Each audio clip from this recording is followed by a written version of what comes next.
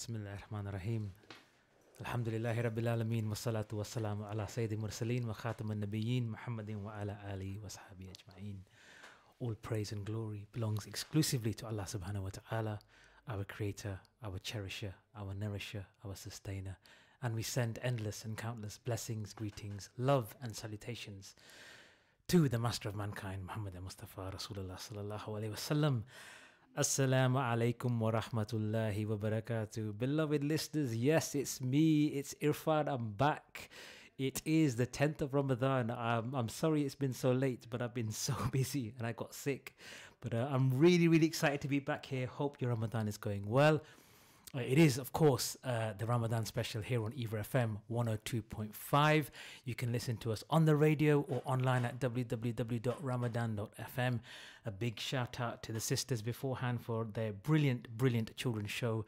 Alhamdulillah, fantastic listening for our youngsters, and long may it continue for the rest of the month.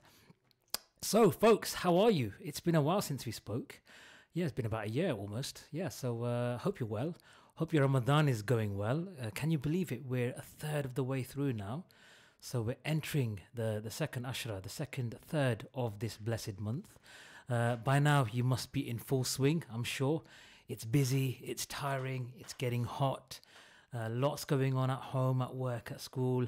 I want to give a big shout out to all our youngsters, all the young brothers and sisters who are working extremely hard. Fasting, going to school, going to madrasa, and working really hard. I take my hat off to you. I mean, if I was wearing a hat, I'd take it off right now and say well done to all our young brothers and sisters. No hat, yeah. Akil is saying no hat, of course. But even my two, Omar and Amara, they are fasting, they're going to school, and they're going to madrasa in Ramadan. So they're working really hard. And, they've got a lot more energy and stamina than I have. So I'm hoping, inshallah, Allah subhanahu wa ta'ala give all our youngsters the passion and the motivation and the determination to fulfill their duties in Ramadan and to go above and beyond in whatever it is they do. So, my friends, beloved listeners, I want to know what you've been up to, so get in touch with us. You should know the numbers by now. I don't know the numbers by now because it's my first time back, but I'm sure Akil will give me the numbers to share with you very soon. But we are talking about a very special subject today, and I've got some very special expert analysis and guests and fonts of all knowledge on this subject. So something which is close to all of us, something which we all care about, something which we all worry about, something which we hope we all have. Yes, I'm not talking about love, I'm talking about money. Yes, we all talk about money, we all care about money, we all need money, we all use money, and inshallah we all hope to have enough money to give us comfortable lives. Of course, Allah subhanahu wa ta'ala is Razak. He's the provider, He's the sustainer, and without His knowledge or permission, we don't get anything. So everything comes from Him. He is the source of all of our sustenance and providence, and everything we have comes from Him. And remember, whatever it is that is meant for us will always reach us, and whatever is not meant for us will never hit us. So we are having a very important, informative, and hopefully entertaining discussion today. So the numbers, if you want to take part, which I hope you will, is 0116 212 9324. That's the studio number. So phone in with any of your questions that you might have, and the text number is 07450 925 You can tell it's been a while since I've done this. I don't even remember the numbers. And so we are hoping to have your input today. So let's move on and let's begin the show. So today's show is about money. More specifically, we're talking about tax. Yes, the dreaded tax word, the T word. And joining me today, I'm delighted to have in the studio here with us today is a good friend of mine, is brother Huzaifa Nosaka and sister Sobia Vali. Did I say your name right? Yes, Subaya. Subaya, I beg your pardon. Assalamu alaikum, both of you. Wa alaikum salam. First of all, thank you very much for joining us. How are you both? Yes, good. Alhamdulillah. Good, yeah. And you're from Signature Tax, so Subaya, Yes. am I saying it right? Yes. Subaya, tell us a bit about Signature Tax and what it is you do. So Signature Tax is a specialist tax advisory boutique. So we basically can advise on a range of tax matters, whether it be to do with you've got a property and you want to save some tax there, or you've got a company and you want to do a corporate reorganisation, or if you've got a personal tax matter, or as we're going to talk about today, we want to talk about inheritance tax. Inheritance tax, okay. And brother Huzaifa Nazaka, who many of you might know from his previous roles with Al Rayyan Bank, a bit of a specialist expert figure when it comes to Islamic finance and Islamic lending. Salams, Huzaifa, how are you? Wa alaikum salam. Alhamdulillah, very well. And yourself? Yeah, thank you for joining us. Really, really good to see you again. Looking well, mashallah. Looking really well. Yeah, looking You're not really looking slick. too bad yourself. I don't know. Are you just saying that because they can't see me? I'm on radio, so that's fine. You can get away with that. But how's it been joining Signature Tax? Because you were at Al Rayyan for quite a while. You did a lot of work there in setting up Islamic products. So alhamdulillah, I spent 11 years with Al Rayyan Bank. And I had this opportunity to join Signature Tax. So earlier in April, I joined Signature Tax. Alhamdulillah, it's been well. Still early days, so a lot of learning to come. But I'm thoroughly enjoying it. It's a new challenge and something exactly what I needed, to be honest. Okay, good. So so far so good, and inshallah we pray for your continued success. Ameen. And inshallah, when we get you back on the show in a year's time or so, you'll be sort of, just blazing a trail in the tax world. That's the plan. That's the plan, yeah. I don't know if you can blaze a trail in the tax world. I don't know what the tax world looks like. But, okay, so now in the context of Islamic finance, these issues are very, very important. As we know, things like zakat, buying correctly in accordance to Sharia laws and boundaries is really, really important, especially when we're taking out mortgages. But inheritance, tell us a bit about inheritance. So I think inheritance tax is sort of the area that most people don't really think about or don't really want to think about. And obviously you can put it to the back of your mind because it's something that's you're not going to have to deal with in your lifetime. But I think it's because of that it's even more important, and why Islam emphasizes it, because you've got to have your affairs in order so that whoever you've left it to afterwards can deal with it adequately, and that you've not inconvenienced anyone after you've gone. And so that's why it's very, very important. I mean, you mentioned and you raise a very important point there. So Islamically, inheritance is really important. I mean, I'm not a scholar, but I understand from my understanding, and maybe you can chip in here, Huzaifa, is that anyone who denies anyone their inheritance, Allah subhanahu wa ta'ala will deny them their inheritance in the hereafter. Is that correct? Well, Islamically, I wouldn't want to comment on that because, again, like yourself, I'm not a scholar. But, the Sharia, from a Sharia aspect, there's a hadith that says it is a duty of a Muslim who has anything to bequeath not to let 2 nights pass without a will. So that just shows the importance of having a will in place for a Muslim. And especially in a country like ours, where obviously we follow different laws, the UK law system. So I mean, go on. So sister. Without a will, then basically it's the law of the land that will prevail. And so what does that mean? What does the law of the land say that is different to what? So in the Sharia, it's in Surah Nisa, how our estate needs to be distributed. So how it needs to be distributed for a man, for a woman. If you're leaving it, if you've got children, then the son will have more of a proportion than the daughters, and it's very specific, prescribed way that it needs to be distributed.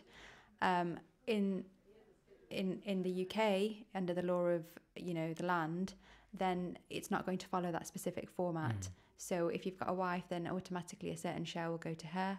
Then depending on who else is in the family, then it will be distributed in a certain format there, which will be completely different to what it is in the Sharia. And I suppose that's really key. So I mean, I can speak from personal experience. When my mother passed away 6 years ago, she had no will, or there was no document in place to say that this is what she wants to happen, and the law of the land automatically transferred all assets to my father, to my dad.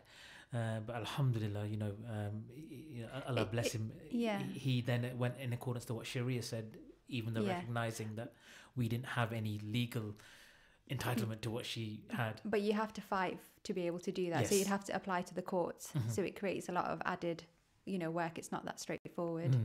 And then the court would appoint an administrator. Whereas if you've got a will, you'd have your own personal representatives. Right. They would know about what it is that you own, how you want it distributed. And it's not just your assets, it's things like your funeral wishes.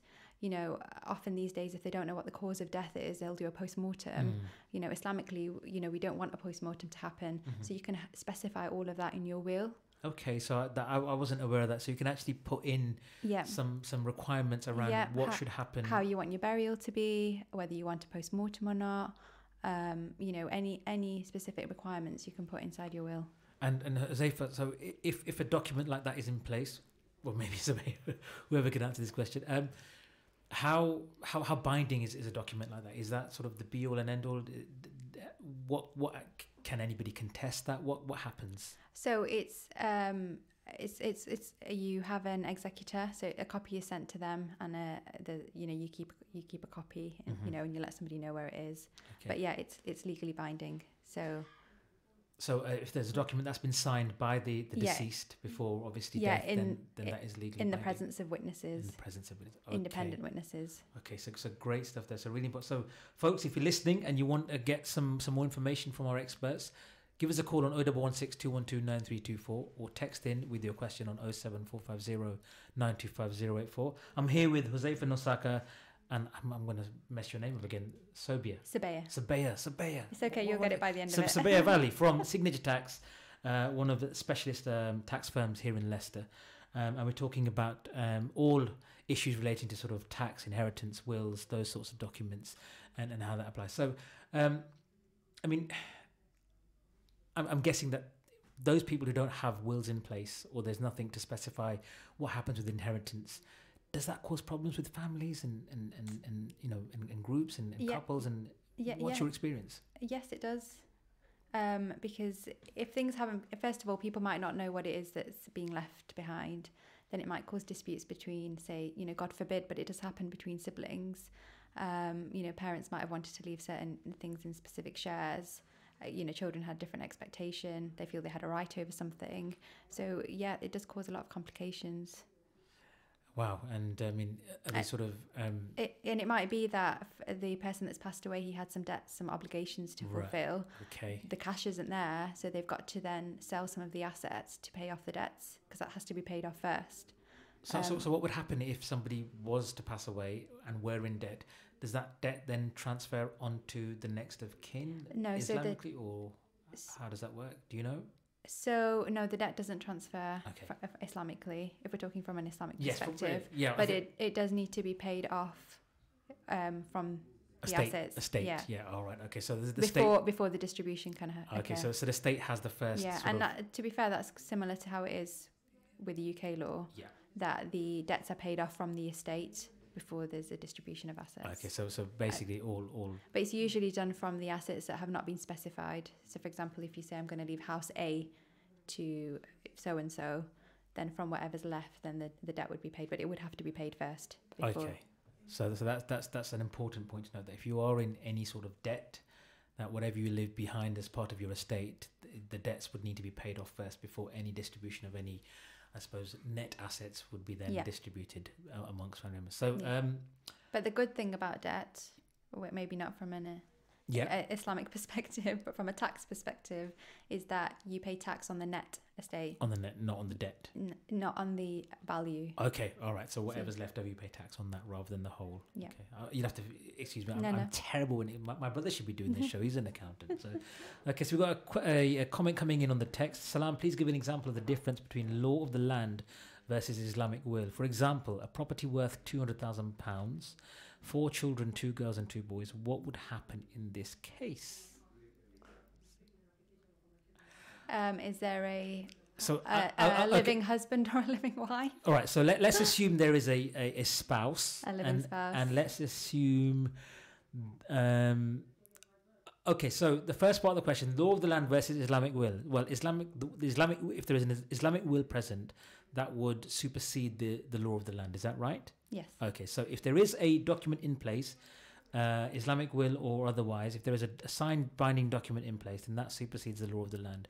Remember, the law of the land sort of kicks in if there's nothing in place. Is that right? Yeah. So law of the land kicks. So if there is an Islamic will, and depending on what's specified in that will. So the Islamic will would follow. It's very specific. There's a verse in the Quran which very specifically stipulates how it needs to be distributed. Just off the top of my head, I think it's something like if there's a living wife and she's got children, then I think she gets an eighth of it, and then the rest. And then if there's, depending on if there's son and daughters, and the son would get double the share of the daughters. Yeah. 1/3 would always up to 1/3 would be ring fenced for people that are not prescribed to be given the estate. So you could give it to non-relatives or charity or whatever. Okay. But from the remainder, then there's this very specific format to follow. Okay, so there is, and having seen that myself, it's I think it's amazing when you think Islam, how many years it's been in here. It makes provision for everything, and there's wisdom in it. There is wisdom. There's a clear rationale behind why certain people get more, or it's not because they're deemed to be superior or inferior to the others. It's there for a specific reason. So, but for example, in the absence of an Islamic will, and there's a wife, she would get, I think, the first 250,000. Yeah. I need to double check that threshold. Okay. And then from the remaining part of the estate, she would get half, and then it would get distributed to the children. So it's very different to, what is under the Sharia. Okay, so that's him. So if there is no document, the law of the land applies. If there is a document, then whatever's in that document supersedes the law of the land, and you would then go accordance to that. But it's very good to have the document in line and in accordance to what Sharia prescribes, which is in the Quran, and it specifically states so. Okay, so that's that.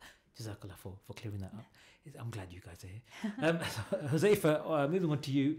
What are the kind of the top related questions that you get around tax or sort of money in general that you think would be good to share with our listeners right now? Okay, so we are going to do another session just on tax next week, so I think we'll save those questions for that.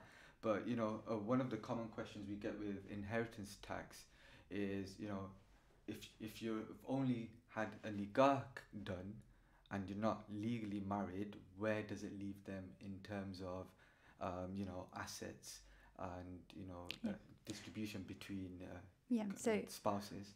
Yeah, one of the great things about the UK tax is that for a husband and wife, there's a spousal exemption. So any assets can transfer freely between the husband and the wife without there being any inheritance tax on it.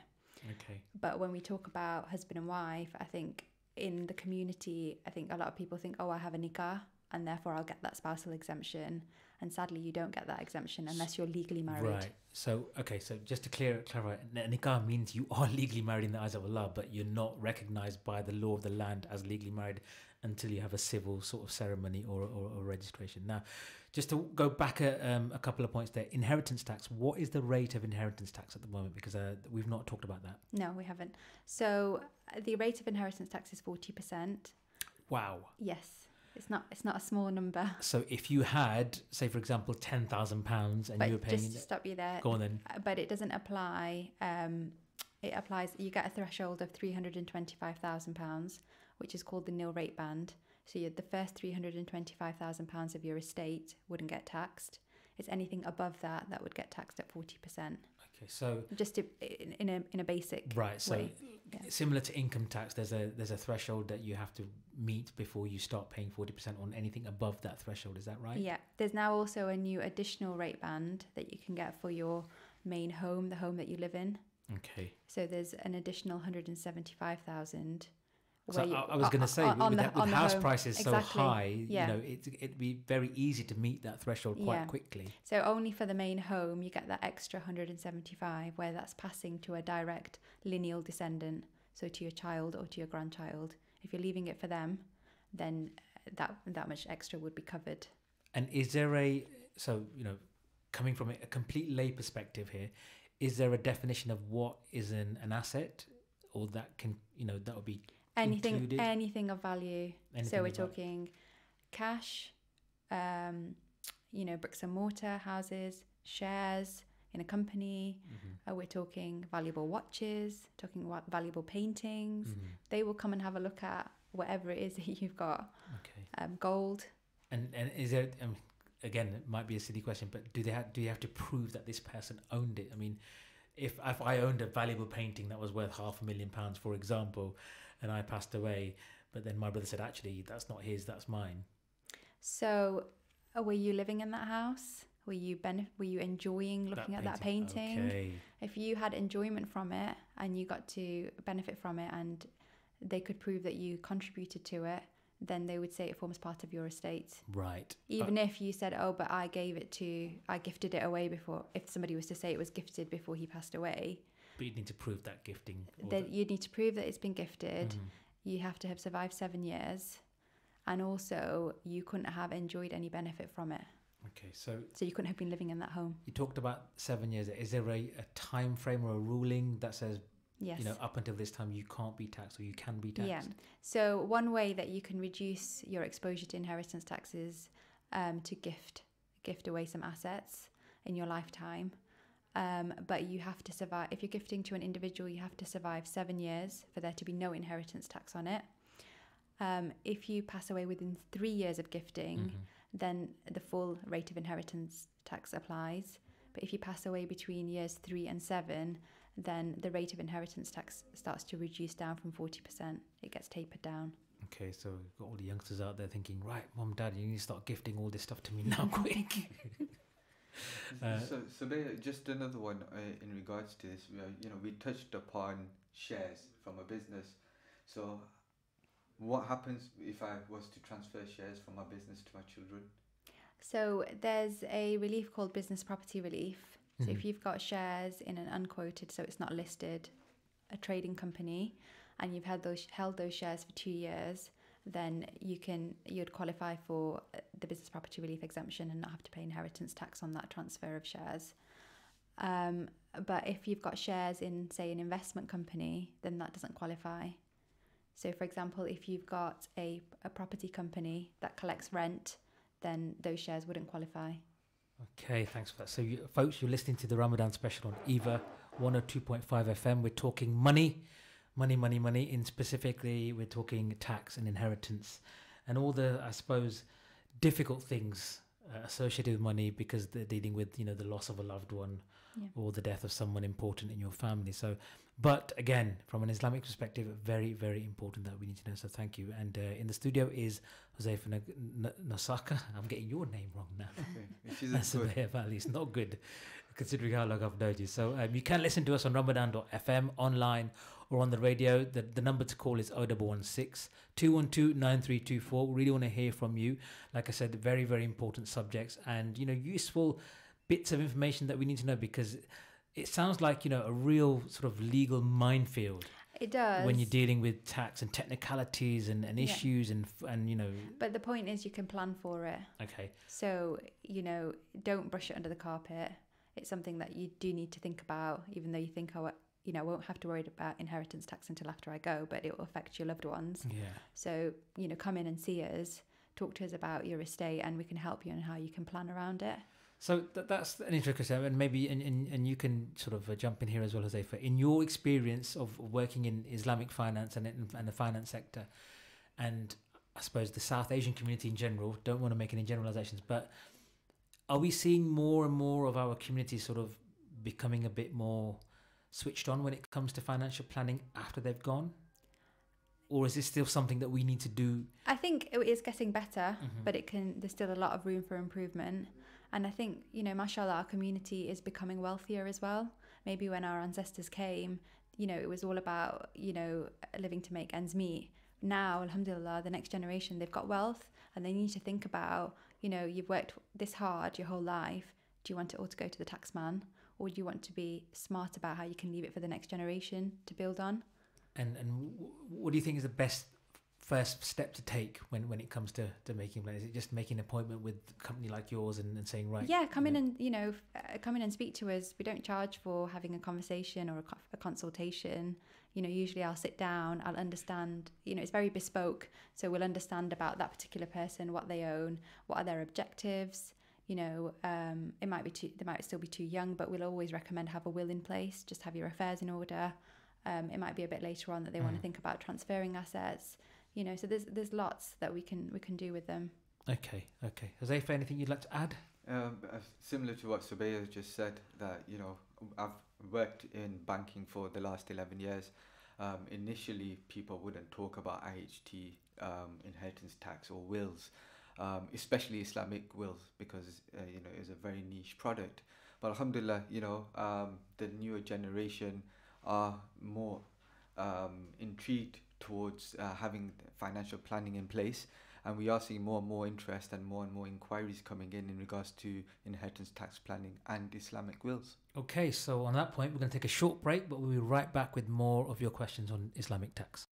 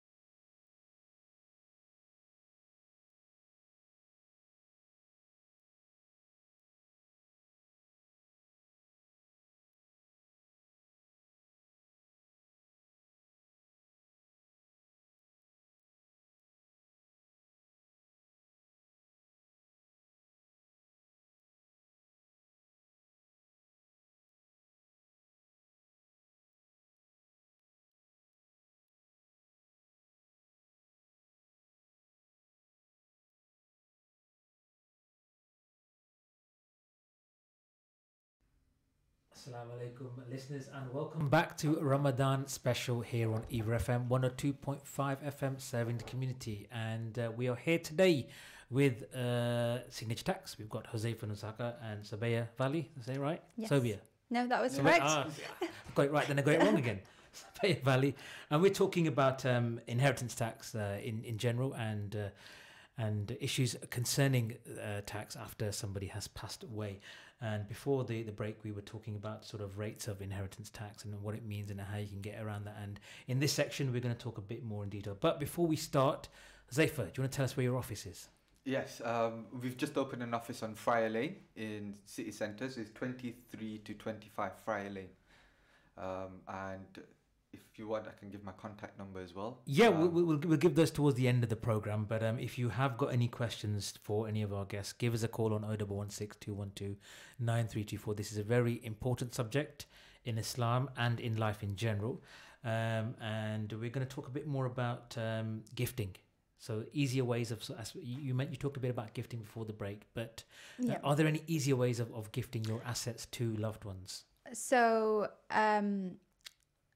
there's easier way. So every year you get an exemption of £3,000 a year. So you can give away £3,000 a year without there being any inheritance tax implications. And you can carry that forward 1 year. So if you didn't give it 1 year, the next year you could give up to 6. Okay. You can only carry it forward 1 year. Right. You can, like I said, you gift assets in your lifetime to any individual, but the 7-year rule applies. So you've got to survive 7 years for there to be no inheritance tax. So the person who has gifted you, so for example, if it's an elderly person or a parent, that person has to live for another 7 years after they've gifted that to you in order for you to not pay inheritance tax once they... Yeah, for 40% not to apply on that. If they survive more than 3 years after gifting it, then there will be some inheritance tax, but it will come down each year after 3 years until 7 years. If they pass away within 3 years, then the full rate of tax applies. Okay, so... So it's almost as though they gave it on their deathbed. Right, so what sort of assets can they gift, or what would you recommend gifting in order to sort of reduce that tax burden? So cash is an easy one. Yeah. If you're sitting on large amounts of cash and you don't need it, you're living comfortably, then that's an easy one because there's generally no other tax implication to giving cash. But for example, if you're going to gift a property, say you've got an extra rental property, you don't need the rental income from it, you could gift that, but you need to think about, although you've saved on the inheritance tax, there might be a capital gains tax implication. So just to talk about capital gains tax, basically, if you're going to gift an asset, then what happens is that they look at the market value of the property. So they look at what the market value is today and what did you pay for it. The difference between that would get taxed. Okay, and so when you say asset, is that an asset you are making income on, or is it just an asset you're living in? It could be either. Either. Yeah, right. If it's an asset that you're living in, then there's no capital gains tax because you get principal property relief on the home that you live in. Okay. But if it's an asset that you're not living in, then there's capital gains tax implications to think about. So we were talking about a potential scenario while we were on break, and you mentioned that, if there was a house worth, say, £400,000 and that owner of that house had other properties, rental properties that totaled, say, £300,000. Yeah.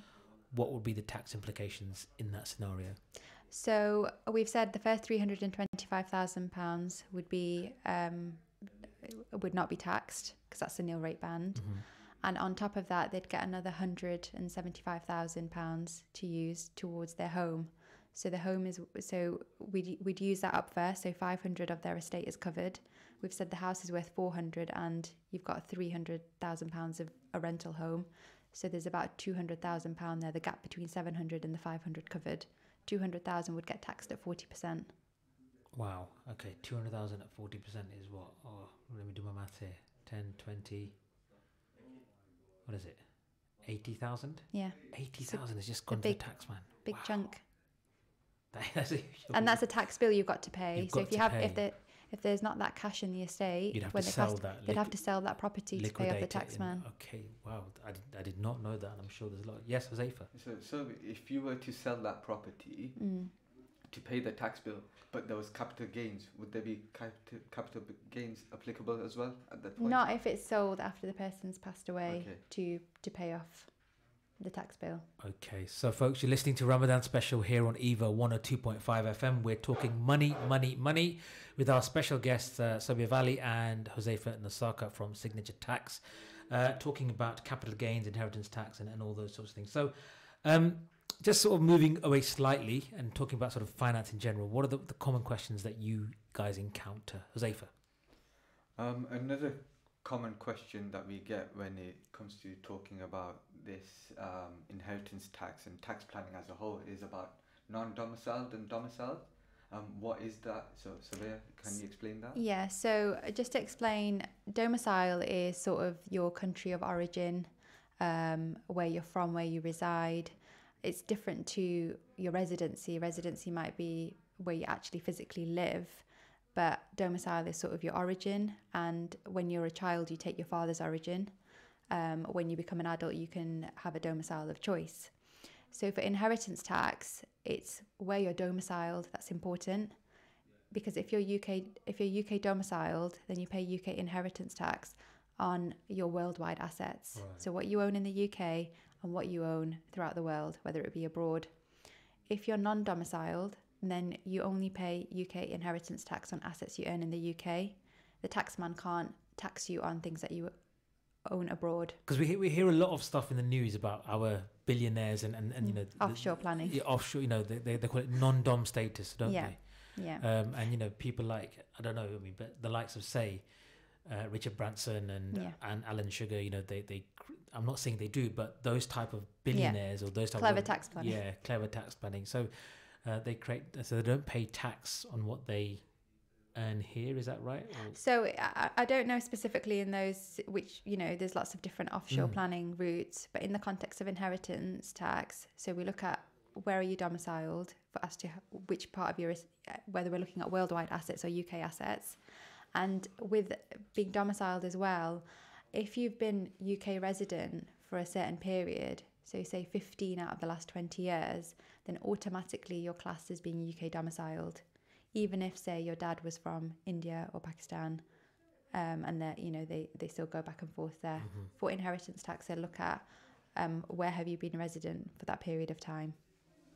Okay, so that's interesting. I mean, wow, my head's spinning. Lots of rules. Yeah, I mean, it's not to. I mean, I don't want to, you know, scare you. It's things to think about. Yes. But it's things that can be managed if you know, if you plan for it. Okay, so and I think the key thing here is planning, isn't it? It's making sure that you've had those conversations. You know, first of all with your family. You know, don't sort of not involve them. Make it, you know, an inclusive discussion that you have with, you know, your children or your partner, whoever it might be, whoever you're thinking of leaving your estate to, because you know, end of the day, we all, you know, go into the ground alone. We don't take anything with us, and we have to make sure that all of that is done properly. So we have a question coming in on the text: is taking a loan out for university halal? What are the options? I think that's in your territory there, Huzaifa. Over to you, my friend. Well, you know, Islamically, any sort of finance or loan that has an interest element to it, it's prohibited. So again, it all depends what kind of loan, you know, Sister Naila was on about. If it's you know, Qarza Hasana type of loan, which there is no interest element, then that's obviously fine. If it's the student loans that are available at this moment in time in the market, then obviously it's interest bearing. Yeah. So we would advise against it. But from my understanding, there are talks with the government and a couple of banks to provide Sharia compliant student loans going forward. So there has been talk for a couple of years now, and I think we're coming to a stage where it's almost ready to launch. That'd be really easy, because, you know, if you are coming from a low income background and you wish to go to university, taking a loan is you know, probably the only option you might have to fulfill definitely. that. And if you can't take out a loan, what else do you do? Because, you know, as nice as some people are, no one's going to stump up 50 grand as a Qarza Hasana and say, here you go, mate, you know, here's 50 grand, pay it back when you can. Because I was just thinking, you know, coming today, you know, life has become so a means to an end type living. You know, we're kind of we're working to live. We've got bills to pay. The belts are getting tightened. There's a lot of political uncertainty, you know, floating around. We're not quite sure what's happening, and people don't really have the luxury to sort of save or plan. You know, how does that impact us as a Muslim community? Any thoughts? Any ideas? Again, we're in a situation where, unfortunately, you know, majority of the people, you know, work to survive. That's the sort of situation we're in at this moment in time, and you know, we are looking for ways to assist our needs. So that's where the likes of Islamic finance come in. Islamic finance is still very, very much in its infancy. You know, Al Rayyan Bank's been around for 15 years. You know, so it's still a baby compared to conventional banks and conventional services that are available in the market.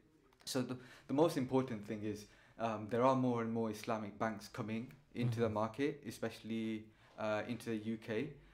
The government see Islamic finance industry as a growing market and looking to support it. So as long as we, as the public, support it more and more, inshallah, more and more services, more and more products will be available to make it easier for us to have the likes of student loans or other sort of finance products and instruments in the market. So what do you say about those, not critics of Islamic finance, but if you look at it, you know, comparatively, like for like, Islamic finance or taking out a halal product is considerably more expensive than your conventional. That's the common feedback, yes. And that's like, you know, does it have to be that much more? I mean, we're not talking, you know, slightly expensive. In some instances, it's you're looking at repaying £10,000-20,000 more than what you would with normal conventional finance. Again, as I mentioned, Islamic finance is still a very young market. It's growing. So the rates are going to be slightly more higher than the conventional bank. Is that because of risk? Risk, and the other most important thing that people forget is that Islamic banks do not borrow from the money market like a conventional bank. Right. So where they get it at, you know, LIBOR, the cost of financing for Islamic finance is much more expensive. Right. Because the finance is, you know, through the bank's own money or through the savers. So they have to pay the savings accounts a return or the customers a return. On top of that, they have to take their expenses out and their bills. So considering that, it does work, you know, it does seem a bit more expensive. However, there's a lot more flexibility with Islamic finance where you can make lump sum payments or repay the finance at any point without penalties, which if you look at it, so there is more flexibility if you were to go down that route. And if you were to choose the route to make lump sum payments and pay off quicker, it does work out cheaper than conventional, where you'd be penalized for making early repayments. So there is actually an incentive to pay it off quicker if you can. That's right. And I suppose, you know, nobody wants to be straddled with hundreds of thousands of pounds worth of debt. No, and as Islamic finance grows in this country, as more and more of our community support it, the rates will get better. They are improving compared to what the rates were when I joined Al Rayyan Bank in 2008 to what we've seen now. You know, the rates have dramatically dropped. Okay. They're more competitive than what they were at that time. So as the market grows, as more and more competition comes into the market and the financing cost reduces, it will get better, inshallah. Okay, so thanks for that. This is Ramadan special on EAVA FM 102.5 FM. We're talking finance, we're talking money, we're talking tax. Now, going back to inheritance tax and what we were talking about, where does pensions fit into this, if at all it does? Is pensions, you can be something tax, so if someone's got a pension, does it just go to the spouse? Can it go to anybody else after their death? So it depends on what you've put down, either in the terms of your pension or will. Okay. We'd have to look at it on a case-by-case basis, yeah. But there is an option if somebody wanted to, say, leave their pension to their grandson or son or whoever it might be. Yeah, I think they just need to specify that. Okay. So initially, when you set up your pension, whichever pension company you set up, so it could be your work pension or private pension, there is a section in there for next of kin, or as well as, you know, who should, you know, benefit from your pension in case of death. Again, so you decide who you want to leave it to. I'm not sure if you're allowed to change that. I'm you know. You'd have to As look at the much as paperwork. we'd Yeah. we would have to look at it, Yeah. but you do have that option to choose someone specific. Okay.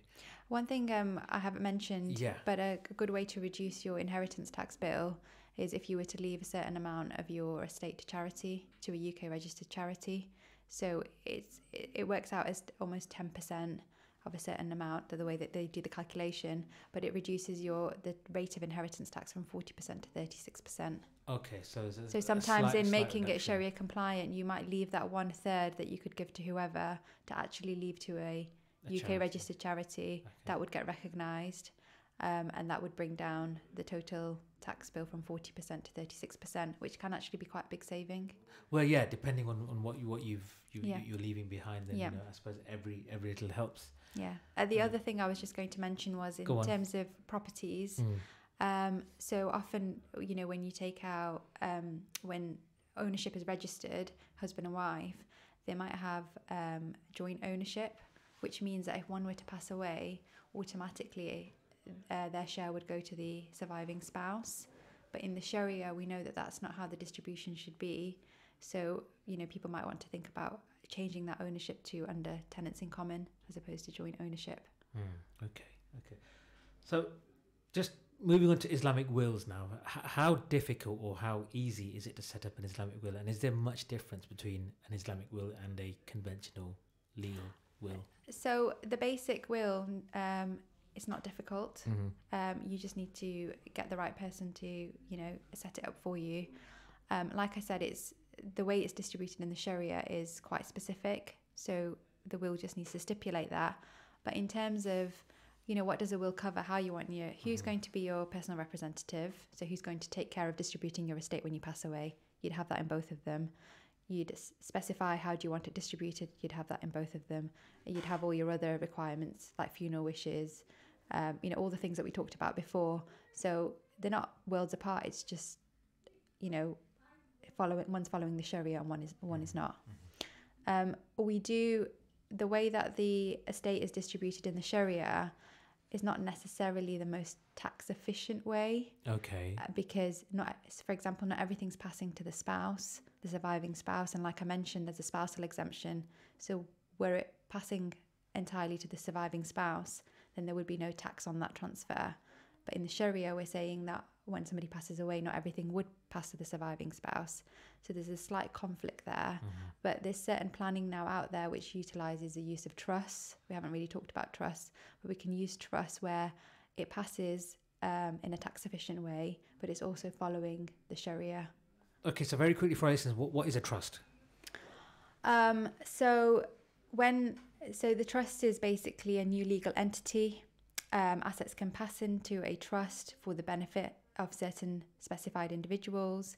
You appoint trustees, who are people that you trust essentially, and they will basically act within a certain remit. It's up to them how they act, depending on the type of trust it is, but you can sort of give a remit of, you know, they need to act in the best interest of the beneficiaries.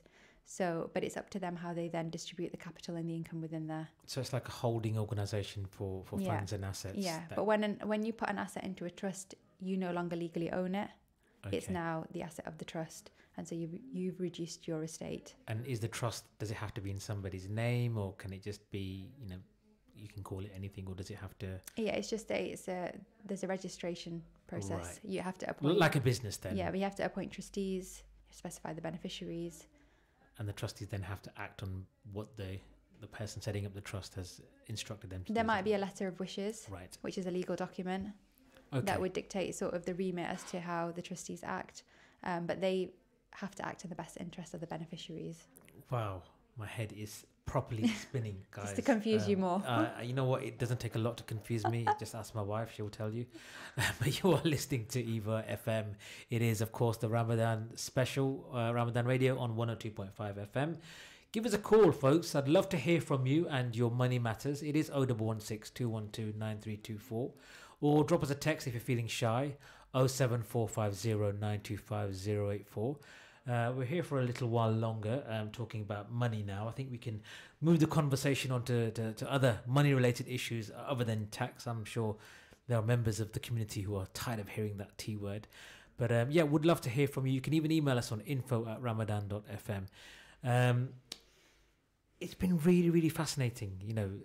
I mean, I am the world's worst person when it comes to figures, numbers, and financial planning, and those sorts of things. So just listening to you, esteemed guests, as shall I say, about these sorts of things, it has on a serious note in life. I think we've got a call coming through. Yep, let's put them through.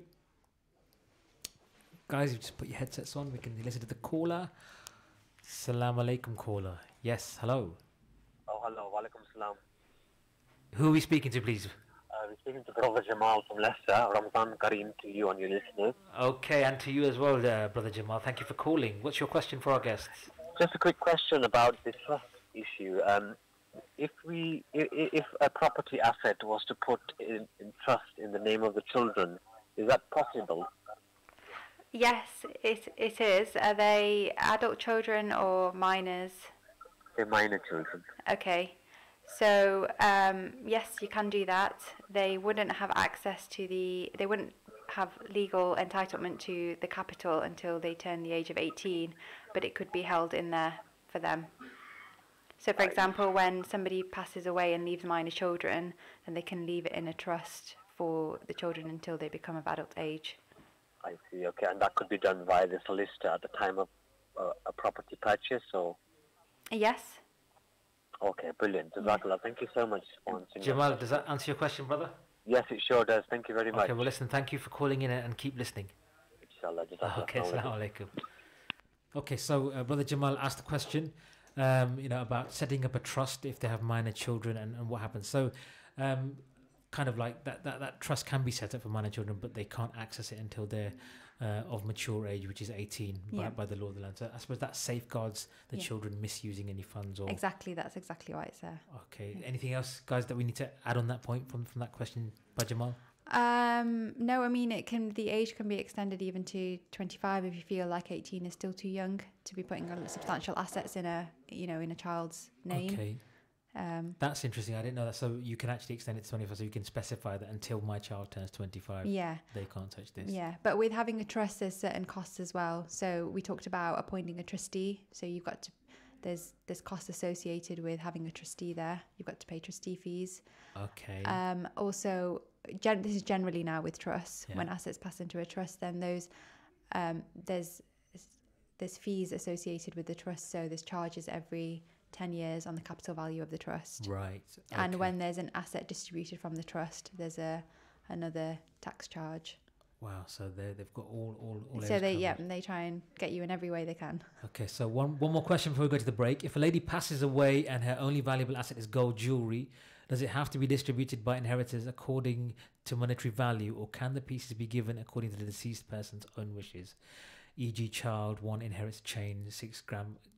I suppose if it's been specified, then yes, you can distribute. I think is she trying to ask from a Sharia point of view? Well, from what I'm thinking is so if there's nothing specified, and this is based on my personal experience, if there's nothing specified, you would have to liquidate the jewelry and then divide it equally according to what Sharia says of its son order. If the lady has specified what items of jewelry she wants to go to whom, then you distribute according. But there has to be a binding document that says that. But if there's nothing specified, from what I understand, you would have to liquidate the value of the assets and then split it equally, because it's hard to say who gets what, because a chain might be worth more than an earring or a ring or something like that. So sorry. So have a will done if you want to distribute it specifically. Yeah. So okay. Very quickly, I wanted to know if the government house buying scheme ISA is okay for new home buyers. Josefa, very quickly. It's interest based. It's interest based, so it's not. Sorry, folks. No, the ISA government house buying scheme is interest based. Therefore, it becomes haram. So no, unfortunately, that does not apply for us. But interesting thing. So yeah, going back to the jewelry question, really important about having a will in place, because things like that, open a whole kind of, or you're entrusting someone to do it in that way, knowing what you wanted. Yeah, so it needs to be because you have to, I suppose you could argue that there's a denial of something. So we're now going to go to the break, and we're going to the break now. So we'll be back with you very shortly after this break, and we'll continue to talk more. Jazakallah.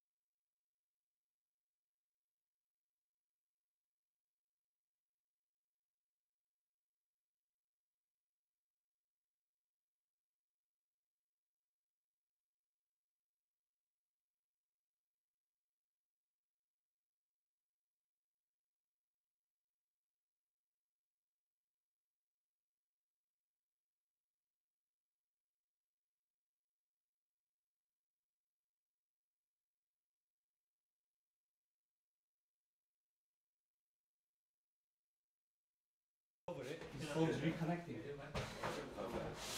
No, you guys are not on air. And not being connected. The light on to make them keep their life.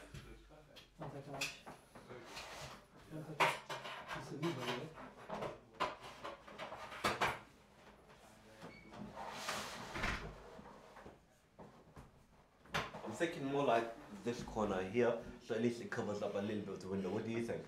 Wherever you want it, boss. Perfect. Should have a radio Ramadan thing down here, you know. I agree with you. You know that? I agree with you. I'm not disagreeing. I'm right, it's all you, bro. Men sit down or stand up? Huh? Stand up, I say standing. You feel more comfortable standing up? Yeah.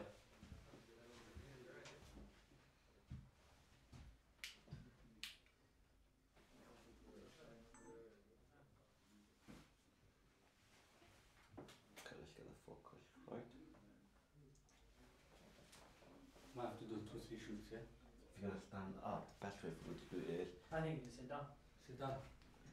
It adds that studio feel, you've got that mic in front of you.